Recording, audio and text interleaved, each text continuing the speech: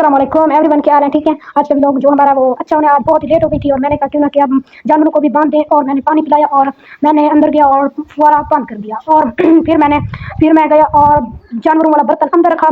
ठीक है, अंदर रख कर फिर मैंने अपनी प्यारी सी बकरी को देखा। ये देखें, ये देख सकते हैं, ये हमारी बकरी बहुत ही अच्छी बकरी है और ये इसका प्यारा सा मोमा है। ठीक है, इसका बच्चा है। ठीक है, ये देख सकते हैं हमारी प्यारी सी बछड़ी, ये भी चल रही है। इसे मैं थोड़ा सा अंदर लेके जाऊंगा, वहाँ थोड़ा सा घास पड़ा है इसलिए वहाँ ये खाएगी और आहिस्ता आहिस्ता चल रही है। बहुत ही जलील करती है ये, तो थोड़ा 5 से 2 मिनट के बाद फिर ये आ जाती है अंदर। ये देख सकते हैं, ये तो बहुत ही अब तो तेज चल रही है। ये देख सकते हैं हम आ गए हैं अपने प्यारे से, यहाँ थोड़ा सा घास पड़ा है। अब मैंने कहा था यहाँ दोनों, ये हमारी प्यारी सी गाय और ये है बच्ची, इन दोनों को मैंने अंदर छोड़ दिया और मैंने कहा 5 से 10 मिनट के वेट के बाद फिर मैंने कहा क्यों ना कि अब इन्हें बांधा जाए। और मैंने सबसे पहले अपनी प्यारी सी बछड़ी के लिए घास उठाया और फिर उसका रस्सा खींचा और उससे अब बांधने चला गया और आहिस्ता आहिस्ता बांधने चला गया क्योंकि ये बहुत ही जलील करती है और आहिस्ता आहिस्ता मैं चल पड़ा।